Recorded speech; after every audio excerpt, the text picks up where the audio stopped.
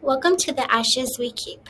I'm Jen Allen, a mom, a wife, a nurse, and someone who knows what it's like to walk with profound grief.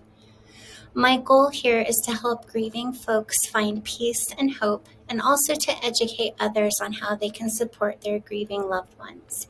Here, I sit with folks who have lost someone that they love very much. We talk about the pain, the healing, and the very messy middle. This space is real, raw, and unfiltered. Today, I would like to welcome Stephanie Duer. Stephanie, thank you so much for joining us today on The Ashes We Keep. Thank you so much for having me. Yeah, so I want to just start out by letting you introduce yourself to our guests and or to our audience and tell a little bit about your story and maybe why you're here with me today. Yeah, absolutely. So, my name is Stephanie, either way. And I work with families at end of life. I do support them through the organ donation process, but I also have quite a bit of experience with grief myself. I lost my brother and my dad within a year of each other in 2020 and 2021. Which actually ended up bringing me to supporting families like my own starting in 2023. Hmm. That's a lot of grief to deal with all at once. Yes, especially during the height of the pandemic, it was a different kind of grief. Yeah. Do you mind sharing with us a little bit about your dad, your brother, their names, and what happened with them? Yeah, absolutely. So I can start with my brother first. His name was Max, and he was 32 years old when he passed in September 18th of 2020. He was an addict for about 15 years. Unfortunately, he did pass away from that addiction. And he was a dad. He was a really hard worker. He was a really great guy. But I feel like he was just such a wonderful dad was the primary thing. He was so loving to his kiddos, Elijah and Chloe, and he was so good with them. And then my dad, we lost my dad, Chuck, September 16th of 2021. Mm. And he passed away from complications from lung cancer. He had a few other issues going on, and it was 4 weeks from the day he was diagnosed to the day he passed away. Wow. Wow. September is a hard month for you guys. Yeah, it is. Yeah. It is. Yeah. Yeah. My family shares that we lost Daniel in September of 2023. And um, sometimes we can just really relate to that Green Day song, like Wake Me Up When September Ends. Yes. Absolutely. Every time it comes around, I'm like, I know how cheesy it is, but man, this song Yeah, is so valid. it is. When he wrote it about his grief. And so, um, Yep. yeah, it's just relatable. Um, Tell me about those early moments in grief. How did grief show up for you? It was very different both ways. So with my brother, I was in disbelief. I didn't think that what was happening was actually happening. I remember my mom called me, or well, she texted me, and she was just like, "Hey, your brother's in the hospital. Something bad has happened. We don't really know." And I, being the loved one of an addict, we all knew exactly what it was. It was something we had all kind of prepared for, but it finally happened, and it was like, oh, this is the thing. And at first I was like, oh, it's just another one of his things. He's fine. And then my mom texted me. She's like, no, you need to come say goodbye. Oh, And yeah. and that's when it really hit me. It was like, oh, okay, this is the time that we've been preparing for. And um, so that was really hard. He was declared brain dead fairly quickly. So he was gone by the time we all got there. But we did get to be with him. It was really hard though because height of COVID, they didn't want anyone in the hospital at that time, and so it was kind of we kind of had to beg to be Yeah. there. Which understandable. Everybody was terrified of what was happening, and so we totally understood. But it was really hard. And my dad was more of a surprise because we knew, he was in the hospital for treatment for cancer anyway. And then I was getting ready for bed, and it was like 9 or 10 at night or something. And I got a call from my mom. She's like, "Yeah, we need to go say goodbye to your dad." Oh, And I was like, "Oh, yeah." So, and it was kind of it was kind of his choice, but also kind of not. I mean, everybody was pretty well aware he wasn't going to make it through any kind of surgeries or anything, and so he was like, "I'm done. I'm done." And so we did get to be with him and stay with him until he passed. That one was, yeah, it was definitely more of a surprise, but it I think it was just so surreal because we were coming up on the year anniversary of my brother passing, and it was like, why right now? yeah, Like of all the times for him to be passing, why is it right now? And none of us had prepared ourselves for it, so that one was a little bit more difficult. yeah. That compounded grief too, that had to have had such a huge impact on you and your family. Yeah, What sort of definitely. things do you do or have you done that have helped you along your grief journey? What does that look like for you? Definitely a lot of artwork. I kept some of their ashes, probably kind of weird for some people, but I do use it. I use their ashes in artwork. I know I'm like, grief is kind of a weird thing like that, but like one of the things I made, I don't know if you can see, but I have like a heart, and it's made out of resin, but it does have ashes from both my daddy and my brother in there, which is really cool. Yeah, I made a bracelet that has their ashes, which is cool. And I think I've been fortunate enough to kind of be like thrust into healing with my grief in the job that I ended up choosing. yeah, I work around end of life all the time now. I am with families through that process, and I feel like it really it almost healed me. yeah, It did. Which has been a really wonderful experience. I also just love sharing about my brother and my dad. I think that one of the best ways for me to heal has been to keep them alive in all aspects. And so I'm always telling people about them. I feel like sometimes people feel obliged to be like, "Oh my gosh, I'm so sorry." And it's like, no, like this is a good thing I'm telling you about. Like, I love this thing. Like, please don't apologize. yeah. So, I'm always trying but to I think that the encourage people. talking. Yeah, I always try to encourage people to talk about Daniel. Like, I don't, Yeah. you're not going to hurt my feelings because, like, I already know he's gone. Like, that happened. Right. There's nothing I can do about it. Exactly. What hurts me is when people don't want to talk about him. Um, I always tell people, like, I loved talking about my kids. I love talking about my kids. It doesn't matter if they're here or not. Like, they're still Exactly. my favorite things to talk about. So, like, that didn't Exactly. change. Yeah, yeah, Yeah. And it's like, and it, I guess for some people don't realize, but it's like the worst has already happened. They're already gone. yeah, That was the worst part. yeah. There's not a lot that can compare to that. So, Right, any way we can bring them in is wonderful. right. You're not making them be gone by talking about them. Exactly. Um, do you have, besides your art, which I absolutely love, and I would love to learn more about that. And also, just want to say, not weird at all. I Thank you. have my son, well, he's not in my office, but I have him in an urn, and we take him with us whenever we travel if we can.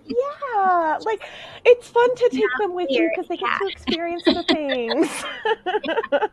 Yeah, my husband and I Yep. just moved.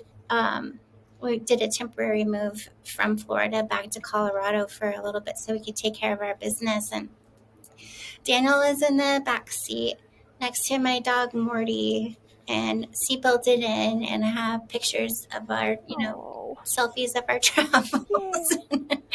yeah. That's so cute.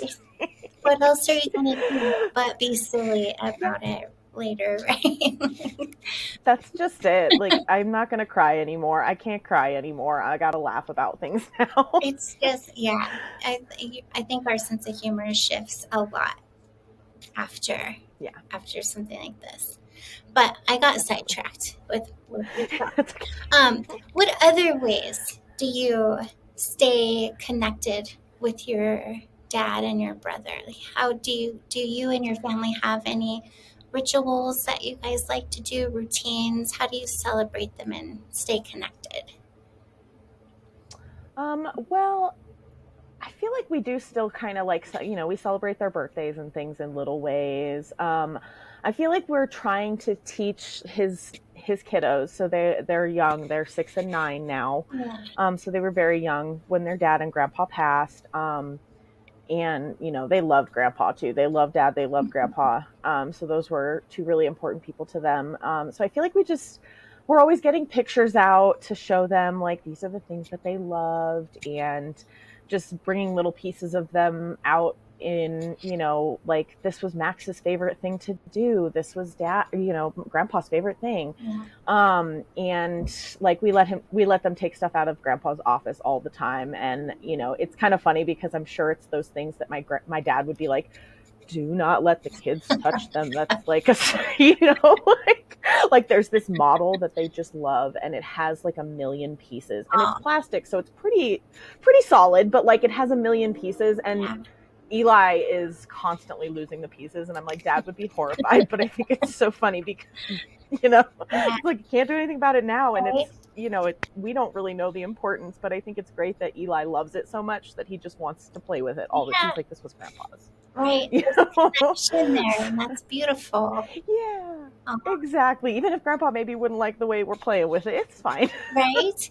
Right? And what if you were like being silly about it, whatever your beliefs are? Like, I would be like, come haunt me. Like, you're mad about Yeah, it? like, Like, come tell me. Oh, yeah, I feel like they show up in all different ways. yeah, And like I told the kiddo, they thought it was the funniest thing ever. I was at a hospital all day, and I've got their ashes on these pendants. And the one of my dad was gone, and I couldn't figure out all day at this hospital. I'm like, it's got to be around this hospital somewhere, which means it's probably like gone. And I'll have to like, I'll order a new one. It's fine, blah blah blah.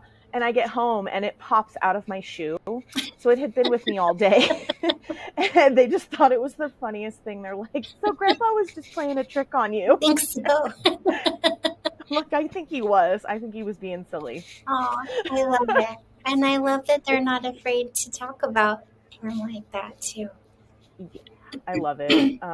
And they go with us a lot of times too. There's like a donor dash that my work does for organ donors, which my brother was lucky enough to be one. And um, so we take them to this donor dash, and they get to participate in those things. And they came to this donor family tribute that I spoke at this year, to honor their dad. And I feel like they're getting to the point where they understand a little bit the sadness that dad's not here anymore. So it is getting to that, but it's still, we still get to have fun.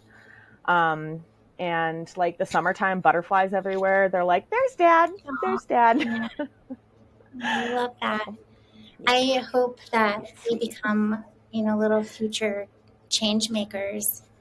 One of my missions with this podcast is to get us talking about loss and grief and how none of us are going to get through this alive. So, why do we hide from it and run from it all the time? And um, I love learning that your family shares like that. And I know that they're going to grow up one day and have someone in their lives experience a profound grief, and they're just going to know how to show up, and it's going to be beautiful. I love that. Absolutely. I feel like they'll be so prepared, and more prepared than a lot of people around them. Yeah, yeah. Because yeah, I, without talking about it, the only way we know is through experience. And I personally like to learn my lessons the easy way whenever I can. Right.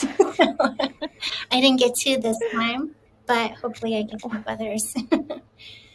Yes, exactly. Share with me a little bit about what your grief looked like. Like, what's the difference in your grief from those early days and how it looks for you today? Um, I think my grief definitely has a lot more joy to it now. I've found the good, despite them being gone. Um, I feel like I before I got this job with working with organ donors and working with families like mine, the in between phase where I lost them and was still trying to figure out what was next. I was so afraid of everything. I was constantly I panicked all the time. I was having panic attacks, and I was like, everybody around me is going to die. They're all going to die, and I'm not going to know when it's going to happen, and it's going to be terrible and awful. And then with this job, I was kind of thrust into like, nope, now you get to be around death all the time. All the time. This is what you do. Yeah. And so I kind of shifted where it's like, I still know that, like, yeah, death is going to happen, and it's going to be, you're probably not going to know, and all those things. But it's like, now I know that it can still be a really beautiful part of life if you allow it to be, or like a really sacred space in life. And like, there's some comfort in knowing that a lot of times people don't really know what's happening when they're passing. A lot of people just, they're not aware enough to know. Yeah. And I feel like that gives me comfort. Like, I'm glad to know that most of the time people don't realize that they're passing. And I think just it shifted from being afraid that it was something that was going to happen and I wasn't going to know and things like that, to like, well, it's going to happen, but I'm not going to know. Like, I'm most likely not going to be an active participant in that. Yeah. And I think that I've also learned that you can prepare a lot of things ahead of time. And I think that that's really important, because I didn't realize how little we talk about death and how scary it is for people to talk about it. They don't want to talk about what comes next for anybody, even if their parents are elderly. Yeah. And, that's the only next step, is they're passing soon. And it's like, well, I don't want to talk about that. Yeah. But it's powerful to be able to talk about that, to be able to kind of feel free from like, oh, this is not scary to talk about. This is just it's going to happen, Yeah. and we have to talk about it. So I think it's shifted from a fear of everything to kind of like yeah, this is how it is, but like, let's talk about it and make it a little less scary. So yeah, but I was definitely afraid for a while there. Absolutely. Absolutely. You're definitely not alone in that. I know, like, after I lost Daniel, um, I was freaking out about everyone. I was like, Yeah. my daughter or my husband.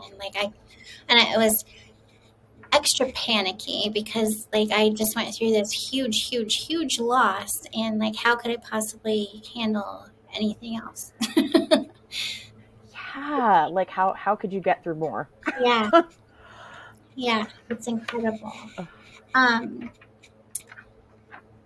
I love also that it like that you like threw yourself into death and grief after, and it seems like I don't think I meant to. maybe it wasn't intentional.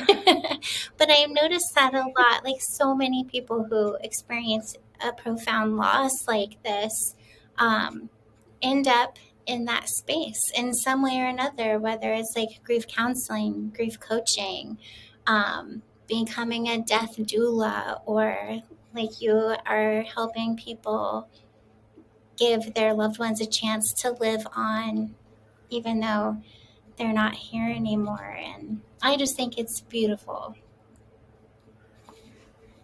Thank you. It definitely isn't where I saw my life going. I'm like, of all the things I thought my brother would inspire me to do, I didn't think he would inspire me to find what I think is like my calling, Yeah. but he did. Yeah. It's So, interesting. Um, yeah. do you have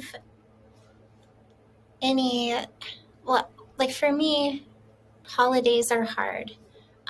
Even holidays I didn't necessarily celebrate sometimes before. They're just different. Do you guys have, or do you have any days or times that are just kind of extra hard for you? Um, I do feel like Christmas is always kind of hard because I feel like our family loves playing Santa Claus and doing that whole thing, and grandpa and my brother totally love that stuff, and I think that it's hard to know that, my dad would probably want to be like building them things for their Christmas presents and Yeah. stuff like that. And Max, even with all the hard times he had, I feel like he tried really hard to be sober around then. That was usually a time when he really wanted to pull himself together, for the kiddos. And I think their birthdays, Mm, my niece and nephew's birthdays are very hard because it's like, oh, that kind of is that reminder of like this time is going on and these are the yeah. things that they're missing. And I think those are particularly hard. Yeah. Yeah. Birthdays are hard. One of my last guests that I had lost his brother who was older, and experienced his first birthday becoming older than his brother was. And That's a weird one. yeah, Yeah. and talked about how odd that is. And I think about that because like my son will always be 25. Like in my head, Right. I have no references for him being anything after that. And that is Right. strange. Birthdays are weird. They really are. Yeah, I feel like 33 was like, "Oh, I have lived longer than my brother." That's hmm, Yeah, I don't like that. not supposed to be that way. Yeah, Definitely. no, it's not. Yeah. Did you have one of my goals with this is not just to help people who are grieving, because I think they do need connection, but also, like I said, to get this topic out there for people to learn about and to share about. And so I like to try to teach people how to show up for others in this process, because sometimes they just don't know. Um, Yeah. what kinds of things did people say or do during your process that helped you? And then what kinds of things did they say or do that you were like, I really wish you just would not have done that or said that? That's a really good question. I feel like, well, one thing that people did that really meant a lot was, I a former boss of mine, still a friend of mine, and she was my boss twice. She got a GoFundMe together and like made these baskets for my mom and I, Mm, with just all kinds of like our favorite things. They had like comfort items, drinks, snacks, just little things to take care of ourselves. I think those kinds of things were probably the most helpful, like the things that helped me take care of myself and helped me remember to eat, because like you don't want to do that stuff. yeah, That's like the last thing I want to do is make a meal, and so to have had things ready to go in the fridge and the freezer and stuff like that was really nice. I also think like, especially with my brother's loss, like people giving me the space to be mad at him. I think a lot of times people think, like, yes, I was very sad that my brother passed. That was really heartbreaking, but I was really mad at him. I had a lot of other feelings that I think made people uncomfortable sometimes, and but I did have people that were like, you are allowed to be mad. You should be mad. That's okay. yeah, Um, I think that was really helpful because, on the opposite end, I did have a few people that were like, "Girl, you shouldn't be mad. He's dead." yeah, It's like, but he messed up. Like he did things that were he what he did wasn't okay, and now he's gone because of it, and that yeah, hurts and it makes me mad. And it was a very long journey with him, and I think a lot of people maybe didn't realize how long our journey had been with him and his addiction, and how hard it was to see him go from sober to not sober to sober to not sober, and then he has kids and he's sober for a little bit and then he's not sober. yeah, And you know it's hard to watch somebody go through that, and it's even harder to watch them lose that battle. But I still was just, I had a lot of feelings that people just didn't really like. yeah. Or I guess maybe made them uncomfortable because they expected sadness and heartbreak, which those were there. Yeah. But, I was frustrated. I was sad. I was confused. I had a lot of questions that weren't answered. Um, it it was hard when people kind of argued with me about my grief, Mm. and it was comforting for people to just be like, yeah, you feel those feels, you're allowed to. Yeah. Yeah. Sometimes I wonder. I personally haven't had anybody argue my grief. Like, I love that you said that. Like, I think I see stories of that all the time. I'm in so many grief groups, especially for moms who have lost their kids to suicide. And all the time I see these horrible stories of people telling them to get over it, or um, to not feel a certain way. And that just hurts my heart because grief is so personal. And I Mm-hmm. know you can attest to this, especially having lost your brother and your dad so close together. Those are different. Those are Yes, different griefs. And very. I've lost my father. I lost my father-in-law and my grandpa. I wouldn't even put those in the same category of grief as my son. Yep. And so to experience any kind of grief and then tell somebody that their kind of grief is wrong is heartbreaking. Yeah, Yeah. it's so, and I see it all the time at work too. Like, people are like, I just don't understand why this person is acting A, B, C, D. And I feel like there's many times where I have to tell people, I'm like, you know what, as long as they're not like punching somebody in the face, Yeah. whatever they're doing right now is okay. Yeah.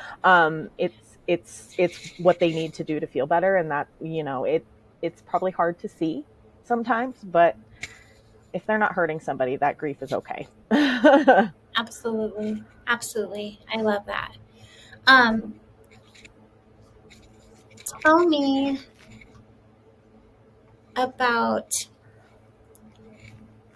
like any pressures that you put on yourself or that other people put on you to heal or move on. um, Honestly, I think I've been lucky enough that I haven't had a ton of that pressure. I think the pressure a lot of times comes from inside. Yeah. Um, and working, like doing what I do for a living, sometimes I do come across families or, donors that hit me in a particular way because it reminds me of my family or whatever. And I like, my family or my work family is really good at kind of checking on me and making sure I'm okay. But sometimes I have to step back and really be like, it's okay that I'm not okay with this. Like, it's okay that this is making me feel this way. And it's okay to communicate like, hey, I need to step back because it's making me feel some type of way. But um, I also think that sometimes, I'm so sorry if you can hear that siren. That was loud. Um, I didn't realize it was coming right by my window. Um, um, but I also think that sometimes, you know, I feel pressure to almost share what, like, how my brother's story went with people to make them feel better, and sometimes I like don't need to. Yeah. And I have to really like check myself with that, because as much as, you know, I want to share his story, sometimes I think it takes more of a toll on me than I realize, and I've started learning to kind of step back and be like, hey, you're not in a place to share this right now, and that's okay. Like, you don't have to share it. No, I think that's really, really, um, that self awareness is important in this process. And there are times when I think it's okay to and needed to feel whatever it is you need to feel, and not ignore grief, because she gets really angry when you do that and then she punishes you later. Um, Yes.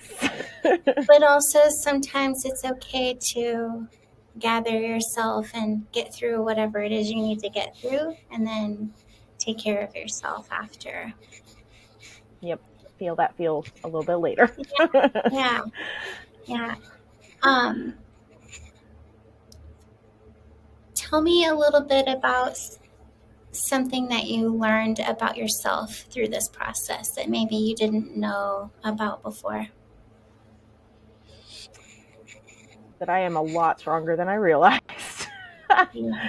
um, I feel like maybe that's a cliche thing to say, but like I, after losing my brother, I was not sure that I could take, another loss. And then I had another one almost immediately. Yeah. And then honestly, right after that, my mom and I both got sick. She got sick, and then I got sick, and so I was like, I was constantly preparing to lose my mom, and then I was preparing myself for what was coming for me, and it was like, yeah, I was really, really strong through through all of that. Um, and it also like, yeah, I guess I'm stronger than I thought, and I think that I know more than I thought about life in general, and about what I needed to do, and how I needed to move forward. Um, yeah, I think that's the main thing though, was that strength, because it's like now I feel like I can get through just about anything at this Right? point. Right? I know I came out of this with this attitude almost like, my husband and I run a business, and sometimes things would start to suck or be hard, and I would be like, come at me. Like, this is not the I hardest got thing this. I've been through. Yes. Nobody died. Yeah. If nobody's gonna die, we got this. We're fine. Yeah, it is interesting. It's not a strength that I asked for, not something that I ever wanted. Um, but it's interesting to find it buried very deep inside of you. And I like to like share with people when they do try to say that somebody should be getting over their grief or that their grief should be changing in any sort of way, that our grief does not shrink. Like the hole in your heart does not get smaller as time passes. We are able to get stronger so that we can carry that weight. That's the only change that happens. That, the grief That's a wonderful way. does not change. And so I love that you brought that up. That I think strength is important, and it is something that we don't like to talk about, or at least I see it often with moms. They're like, I don't want to be strong. Like, I don't want to have to go through this. Like, this is not something I wanted. No. And take And it back. like, you shouldn't have to. Yeah, Like, the reality is you shouldn't have to be going through this. Like, you shouldn't have to be strong, but like, you are. yeah. You are. And I really hope that through this process and through us talking about grief more, that we create better supporters and people don't feel so isolated in this process. And because, like I said before, none of us are going to get through this alive. And so the fact Yeah. that we continue to chase happiness and run from any type of sadness is frustrating and confusing. It's not the human experience. No, and I feel like it's so uniquely like in the US it's like that, but there are so many outside the US, so many other places do death such justice. They talk about it, they prepare their families for it, they care for each other at the end of life, all these things, and it's like, man, I don't know how they did that way, but I love it. Yeah, it's important. And like so many people who are grieving, like I know I felt this way where I wished I looked a certain way, or I wished you could see my pain. Yeah. Like, it's an invisible pain. And like, even just walking to get groceries or something, and people can't see that you're hurting and they treat you like you're normal. And you're like, I don't feel really normal right now. Like, I, Right. people who have surgery or a broken leg, they get to wear a cast, and people help take care of them because they can see their hurt, and Hmm. because grief is invisible, it's ignored, and it's hard. Yeah. Absolutely. Um,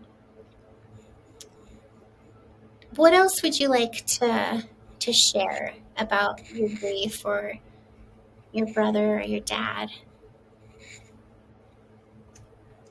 Um, well, not necessarily sharing because this is what I do for work, but something that really helped me, my brother, like through my brother's loss, was him being an organ donor. Mm, I know it's not for everybody. I am aware that that's a very personal decision, but it is a decision that my brother made for himself that helped us in a way that I can't describe.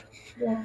Um, knowing that his heart was out there beating and his lungs were out there breathing. And we heard from one of his kidney recipients' wives, and, Aw, he got to do all this great stuff again because of my brother. And I know, at the end of his life, he was very much struggling with his addiction. He was in the throes of it, but he still wanted to do a good thing even though he was having a hard time. And he did actually register like a month before he passed. oh wow. And so I don't really know. Yeah, the timing was crazy. And so I don't know if he maybe had some inkling that that was what was going to happen, or it just was another question he had to answer, or what. But it was kind of a reminder of, like, yeah, he was an addict and he struggled, but he was still a really good person in there. And my brother was still in there somewhere. That sober, wonderful, playful, amazing person was in there. And other people are out there with him now. Yeah, So it's cool. yeah. I think that really is cool. Um, I was a nurse for, well, I am a nurse, but I worked in the ER for a long time, and Oh, wow. I got to experience little bits of that process, and I just always thought it was pretty amazing. Um, It is. share with me um, how people can learn more about what you do. Absolutely. So the organization I work for is Donor Alliance. We serve all of Colorado, most of Wyoming. Best way is donoralliance.org. But there's also, there's lots of information out there. I know I personally have got a video on Donor Alliance for kind of describing a little bit about my job and my brother and just how much donation meant to us. We do a donor family tribute where I did get to speak about my brother Mm, this past year, which was wonderful. It was almost 800 or over 800 people wow.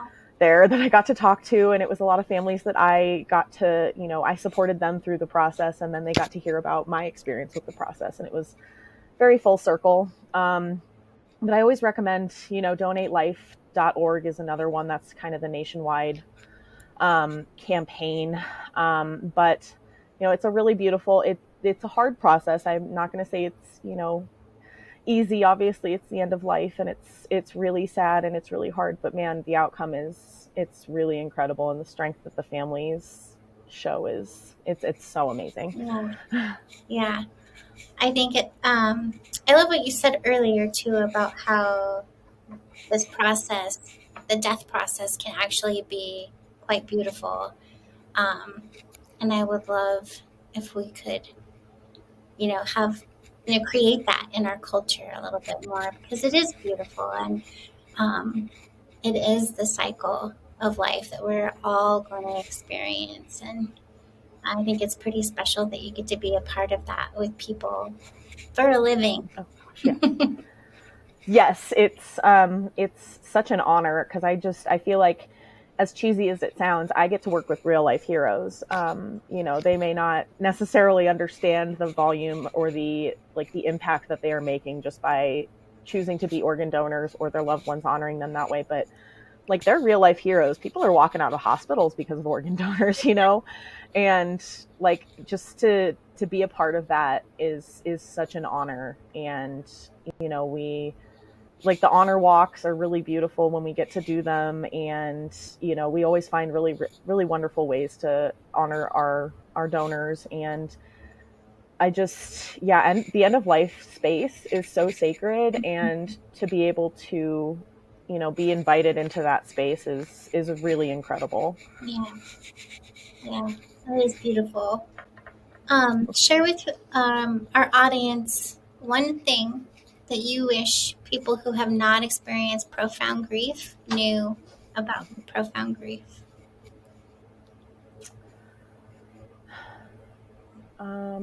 It's not linear. I think that sometimes people think that, like, oh, when it first happens, it's really rough, and then as time goes on, it gets better. It kind of fades away, and that's not how grief works. Unfortunately, it can hit really hard at first and then go away, and then you're just kind of hanging out at your house with nothing to do on a Tuesday, and it's been 5 years, and your brain is like, hey, remember how terrible that was? Remember how absolutely heartbreaking that was? Let's Yeah, think about that today. right. And it's like, oh, okay. And like almost the reverse is true too. I think a lot of people don't realize that when that death first happens, sometimes people aren't they're not going to act like it's happened. Mm-hmm. They're not going to be bawling and saying how horrible, it sometimes it takes time for that part to really sink in and be Yeah, like, oh, okay, my person is actually gone now. yeah, You know, so I think that I just wish more people knew that, unfortunately, as much as I would like for it to be all better now, there will be days where, like, I will look and I will see something, or like that butterfly. If I see a butterfly, sometimes that's enough, and I'm just like, okay, well, we're back to that day. All right. yeah, um, yeah. It yeah. is. You're so right. It is not a linear process at all. And I even have a video about I hate that they call them the stages of grief. I call them the phases of grief because phases we go in and out of. A stage is something you graduate through. Um, and these phases of grief are something that we experience off and on forever, over and over again in different orders. And okay, Mhm. the anger that you mentioned before is always going to live, somewhere in our hearts. And every once in a while, it's going to need to be a little ragey at somebody or the universe or whatever you want to be ragey at. And all of those things come and go. They ebb and they flow. And it's a part of who we are now. And I think the process for us isn't about how to get over this, but how do we now learn to live with this, and how do we continue to grow that strength?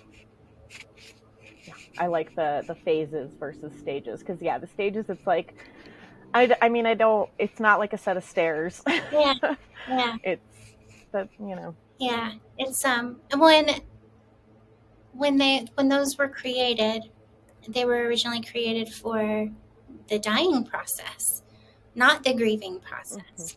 So that those phases were kind of thrust upon the grieving process because they do correlate, but there is an end point to the dying process.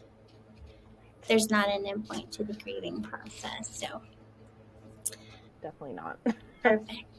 Well, thank you so much for joining me today. I really, really appreciate it. And thank you so much to everyone for joining us on the Ashes We Keep. Please make sure that you like and follow our podcast so that you can watch other stories like Stef's unfold. You can learn more about folks' healing process, the pain that we go through, and the love and the joy that we learn to find in this process also. If you know somebody that you think might benefit from this, also please share it with them. You never know who you might be helping. Thank you so much. Thank you.